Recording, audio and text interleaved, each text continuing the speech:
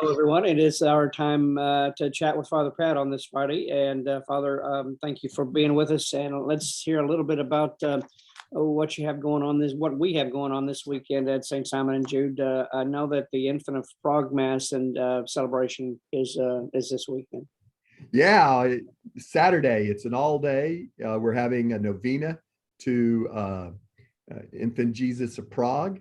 And every hour for 9 hours, starting at 7 o'clock, we'll have a talk and some prayers around it. This year, our talks are focusing on the papal document Amoris Laetitia. The novena will be broadcast over the internet, so you can join us at home and listen to some of the talks, join us in some of the prayers, or come and join us down here at the church throughout Saturday.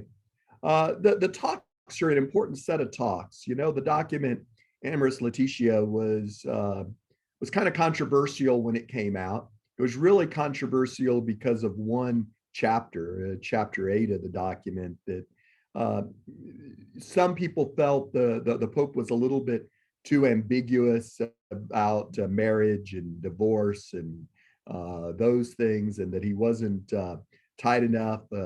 Some cardinals sent him a letter asking him to explain it further, that he really didn't do.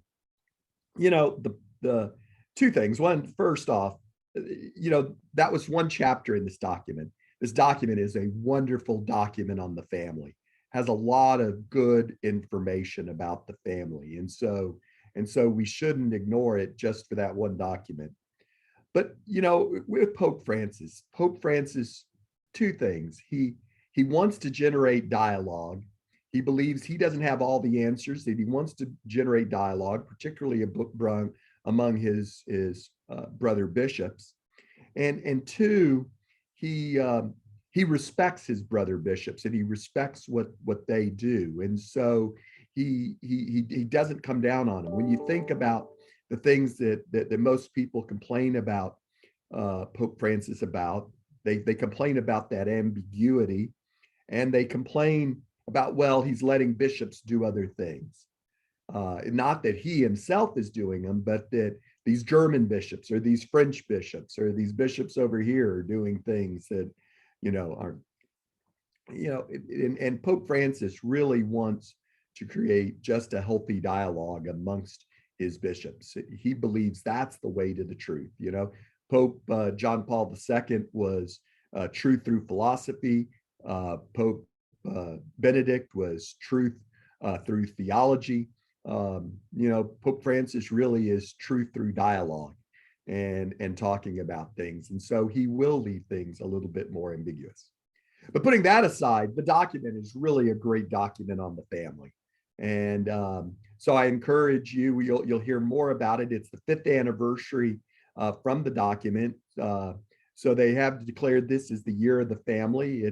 It's the year actually started last year. It'll end in March with the feast of Saint Joseph, but we continue here in this parish, want to make this our year of the family, and continue all year talking about the family, talking about this document, talking about how families can get more engaged in their faith, how they can get more active in things we offer here at the parish, from devotions to service projects to all of our social events and all, and how the families, which are the domestic church, can lead in growing in their faith and bringing their faith to them. So throughout this year, we'll hear more talking about it. So that is, we have the novena to the Infant Jesus of Prague, all day Saturday.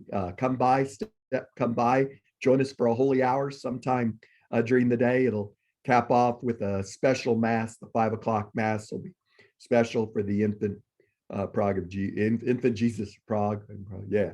And one other thing this weekend, we announced at all the masses last weekend that we would have the kickoff for our food packing event that's coming up at the beginning of April. The gentleman who leads that effort for us here in the parish just tested for COVID. So we're going to delay that kickoff. We're going to delay that collection until February, I think February 22nd. There still gives us enough time to promote the event and to do the collection so that we can have a good food packing event with cross Catholic outreach. That is still scheduled for that first weekend in April. So mark your calendars. It's a great event, and we'll need support both financially and with people coming here and helping us to pack the food. So a couple of good big things going on this weekend. So come and join us for the novena, and certainly come and join us for Mass this Sunday. Okay, Father, thank you for that. And before we wrap up, I want to mention that on Monday, we talked a little bit, and I made some obscure comment about you taking down your wise men exhibit on your bookshelves. And I thought it was some sort of, kind of modern art re-rendering of the Epiphany and the three wise men, and you told me that that's not the case. Those are actually something else. Nope, they're bottles of water. So, but I have to admit, they do look like the three wise men, and that one is turned the other way with the maroon there, and it looked like maybe that would be Mary and holding something there. So I could see where you think that was a good thing. So we created a modern work of art of the three wise men with bottles of water. And the Mary bottle was sitting back further, and so therefore shorter, and sitting down holding up the baby Jesus. So I guess it's whatever you see.